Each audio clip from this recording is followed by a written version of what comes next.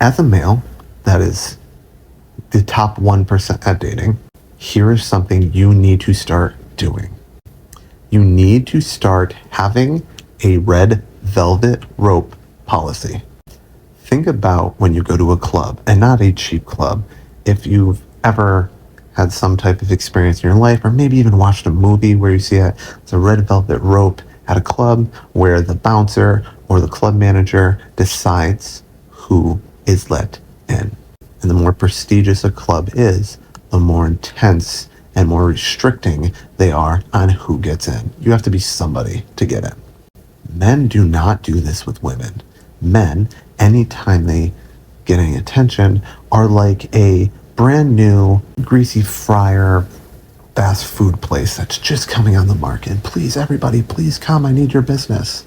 If you do that, you are going to get low quality. The more restrictive you got, to give you an example, I always wanted to date 8s and 9s on body, on looks. And eventually I set that boundary and I started going up to it. And then I got more restrictive. I'm like, well, I want them to be kinky. And I set that restriction. I started getting more abundance. Then I was like, I want them to be poly so that I can have multiple women. And even more abundance. And then I was like, well, they all have to be bi because straight girls are causing contentions and trauma and jealousy way too often within the dynamic, so they need to be bi. And once again, got even more abundance. Then I was like, well, I want them to be witty and smart and be able to do the whole cocky funny back to me so we can get in this cool banter matches. And again, the abundance got even more.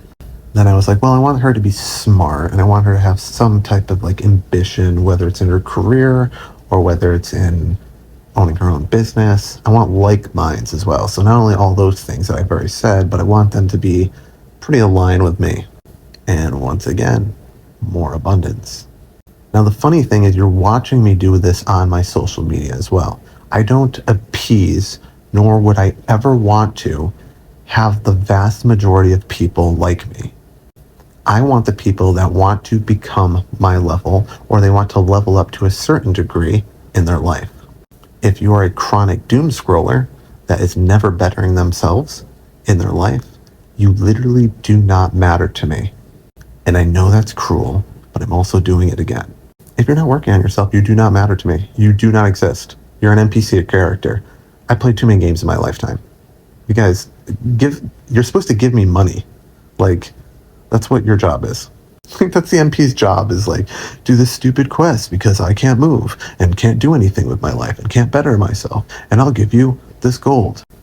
So the thing is, always weed, always have a red velvet rope. And in the next video, if you've gotten to this point, we're going to be talking about why the red velvet rope policy is better than building a wall around yourself after heartbreak. And that's the last video, Brad. You won't be my pillow anymore. How's your lower back feeling, huh?